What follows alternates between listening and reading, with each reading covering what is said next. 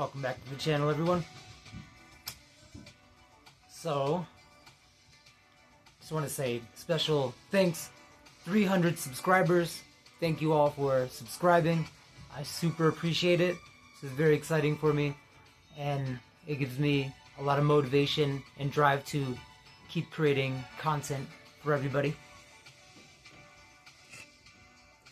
I got a grape soda. Let's listen for the crack. Oh, that was a good one. So, cheers to 300. On our way to 1,000. So, tonight's topic, we're going to talk about cardio. Cardio, why we should do it, and is it better to do it before or after? I've always been a huge fan of cardio my entire life. Once I learned how to do cardio, when I was younger, I'd say 7, 8 years old, I remember running a lot, playing tag, playing outside, playing sports with the other kids, and I would run so fast and so hard that the spit in my mouth would get very thick, chest would hurt, breathing would be hard, it would really be nasty, and it was an overwhelming feeling. But I eventually learned to love that feeling, and now I've learned to harness cardio, and the benefits definitely outweigh the pain. So, we'll talk about cardio, why you should do it. We're going to start with before training weights. Cardio before weights is extremely important because you need to warm up the whole body before you go in there strength training, picking up heavy stuff, picking up your body weight, getting into positions where you're stretched out. Say you've been cold all day, literally, you're in a cold climate, say it's the winter time. You don't want to go just off the streets, cold outside, cold from your car, or from the bus, wherever you came from. And then you're in the gym, you're working on the pecs, you're working on your chest, you're working on your biceps, and you're not warmed up at all. That's a recipe, that's a recipe for absolute disaster. That's how you can rip and tear muscles, pull ligaments, hurt your cartilage, mess up a bone. It's a no good. I recommend cardio before you're going to train weights. 20 minutes is a minimum. 20-minute minimum. And when it comes to cardio, make sure you're putting your faith into it. Don't do 20 minutes of cardio on a treadmill and you're walking 3 miles per hour, playing on your phone, not engaged at all, looking out the window in a half-assed state. You know, your head's over here, your body's flaring around. Get into it. Put on some of your favorite music and get out, push hard. Do some cardio and test yourself. You need to be breaking a sweat. Sweat's coming from your head. Your armpits get sweaty. Chest should be sweaty. Your legs should be sweating. And it should feel, the first 5 minutes should feel intense and painful. And then there's just like this breaking point where the chest opens up and you inhale, and it's like you break down a wall. It's like breaking down a barrier. And it should hurt a little bit in the chest, and then ease up after 5 more minutes. So you're at the 10-minute mark, and then increase the intensity. Keep going up. Whether that's pushing harder on, say, a non-motorized treadmill, or you're using, in my opinion, a staircase, and you're upping the intensity. I prefer the staircase after all these years. I've used it when I was younger, and it's hard. It hurts. The legs are heavily involved. Stairmaster, you got to grab onto the sides, and don't, by all means, do not do the rest and then let your legs do all the work and you're holding up your upper body. I see a lot of people do that, and I know why they do that is because they're conking out. They're gonna fall on their face if they don't. You need to lower the intensity of the staircase, drop some of it down, and get a manageable count that you can go up. The typical Stairmasters go level 1 to 20, so I'd say hang out around that 9 to 12 range in the first 5 to 10 minutes, and then from there start up in the ante and going up from there. I usually do start out with 10, 11, or 12, and then once I'm like 8 to 10 minutes in, then I give it a 15 jump, and I just do it for intervals. It's called high intensity training, or HIIT for the acronym, and I do a 30 seconds to a 1 minute of the higher intensity. So say I'm going at 10, level 10 on the staircase, and then I raise it to 15, 30 seconds to a minute, and then I bring it back down. So you're going up, and then you're coming back down, and then you hang out there a little bit, and you come back up, and you come back down, and that'll allow you some time to breathe. And you can't do an all-out sprint. That's not how cardio works, unless you're literally sprinting, and that's a specific type of training and all. But you need to do the balance, and you go up and down, and then you'll start to break the sweat, and then you're 12, 13 minutes in, and then go again, and then test yourself a couple more times, going for a minute each time, pushing yourself to the top, making it hard. And you want to break a sweat. It should be exhausting, and it should burn. It should be difficult, but that's what it takes to warm up the entire physique. And this is no matter what you're training. Even if you're training legs that day, warm up your legs with some cardio. It's super important. Say your legs are out of commission. There's spin. There's like hand cranks. Those exist in some gyms. Can't guarantee all gyms will have that, but this is a possibility. You can even do that to get, the mobility and get a warm up in if cardio is not, if it's not possible with your legs, so you got a hurt leg or something. If you're going to the gym to make it. So cardio before weight training, I do it, and I love that warm up. 20 minutes, super important. Warms up the whole body, delivers oxygen, delivers nutrients to the whole body, shakes you up, increases flexibility, increases warmth throughout the whole body, and it's a great thing. So one of the drawbacks, it's a drawback, but it's important. It can deplete energy stores, and you have to work out harder during the strength training session, whether that may be weightlifting or calisthenics. However, a benefit, increased calories overall are burned, and then you already elevated your heart rate. So going forward, you start your workout, you have an elevated heart rate now because you did 20 minutes of cardio.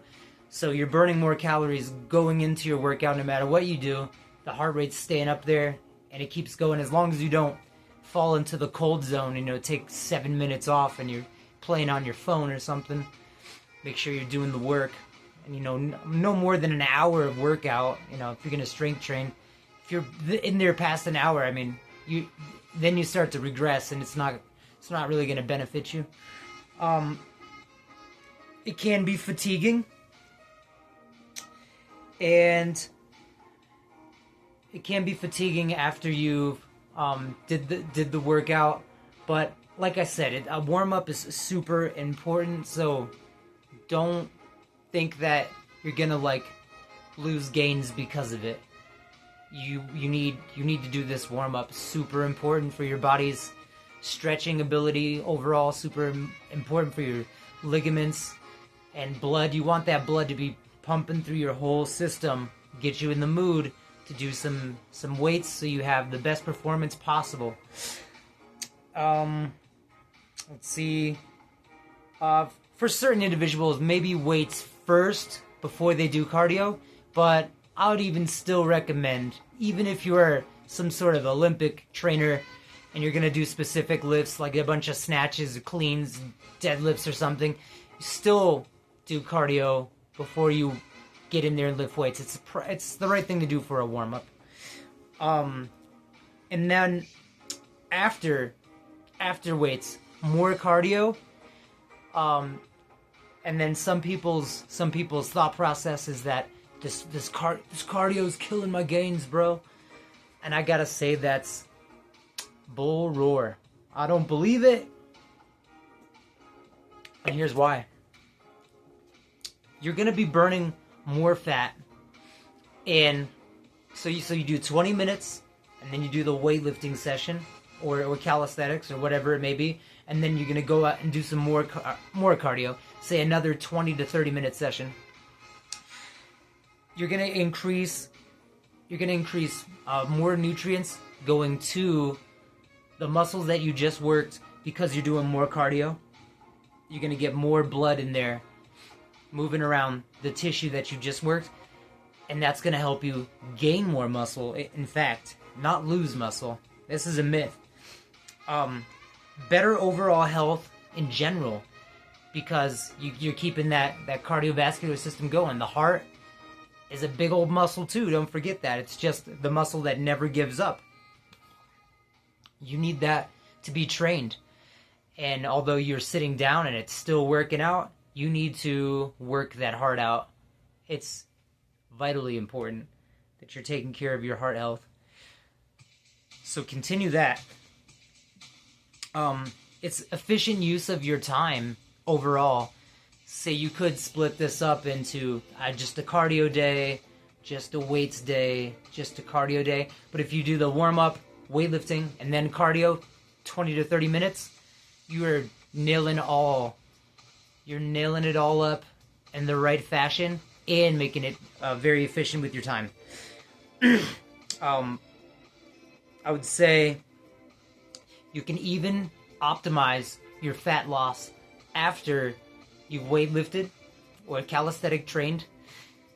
If you're doing cardio afterwards, it burns more fat because you brought yourself to a level, and then you did even more cardio.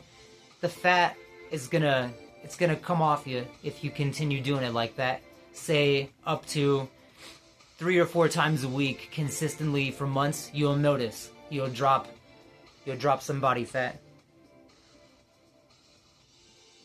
And that's when you experience the most fat loss in general, because you're already in that warmed up state and you've already worked out, depleted your glycogen levels, and then you continue to tap into stored fat and you're going to use it as energy. Now, the good news is, for those who don't like cardio, 20 minutes is sufficient. For me, it's not. I'm a little bit of a cardio junkie. I love cardio. I get a high off of it. The endorphins hit me, and I feel overall better and looser and more flexible the more I do my cardio. For example, like today, I did 20 minutes. Well, I did a bike ride to the gym that took 55 minutes. And then when I got to the gym, I did 20 minutes on the staircase. Then I did do a shoulder workout and some abs. That took about an hour and 11 minutes. And then read up on nutrition, protein, and protein bars and protein shake. And then I did another 55 minutes on the bike going home. So for me, that was typical because I ride the bike a lot, so my body is definitely used to that. For the average person, maybe doing 2 hours and 20 minutes, roughly 2 hours and 20 minutes of cardio and a weight training session may leave some people absolutely pooped and they're can't move the next day. But I've been training all my life, and I have a lot of methods, and I've done competitions, and I've gotten ready for contest prep, so I'm used to this sort of thing. I like that, and I know what I'm doing to optimize my fat loss, so it's a good thing. But for beginners or intermediate people that are looking to optimize their muscle gains and fat loss, you want to follow your weight training session up with at least 20 to 30 minutes of cardiovascular exercise when you're done. It doesn't have to be the staircase. I choose the staircase because it's the hardest thing to do, bar none. See how if you have a Stairmaster at your gym, see if you can do that, and see how you do 20 minutes of it, and don't rest yourself up like that. It's bull crap. You're just shortchanging your own gains. And but you could use a treadmill. That's fine. You could use elliptical or a spin bike, one of those stationary bikes. No problem. Go ahead and use whatever you got to use. And it doesn't have to be that either. I mean, you could do jumping jacks. You could do let's say, like, you could jump around, do like plyometric boxes. Any type of these cardio things could be beneficial. Burpees. A burpee is where you squat down, get into a push-up position, do a push-up, come back up to a squat, jump, clap your hands, come back down, do a squat, and those are brutal too. You could do cycles of those, a minute, and then rest. And those are like a form of HIIT training, high intensity training right there. So many roads leading to the same path. This is nothing is exactly written in stone here. But making sure you do the cardio to optimize your fat loss and promote the muscle gain. So a common myth is that I'm doing my cardio and I'm going to lose my gains. I'm not going to get as muscular as I could because I was doing cardio and I'm burning all my muscle. Highly unlikely unless you're doing long distance marathon running training. And that would be in the 2-hour mark, like 2 full hours back to back. And then on top of that, not eating right. If you're not eating the nutrition followed up past your workout, like I always say, post-workout nutrition, it's super important. And then an hour after the post-workout nutrition of protein, maybe a whey shake, protein bar, carbohydrate replenishing drink like a Gatorade or honey or something that has some sugar base in it.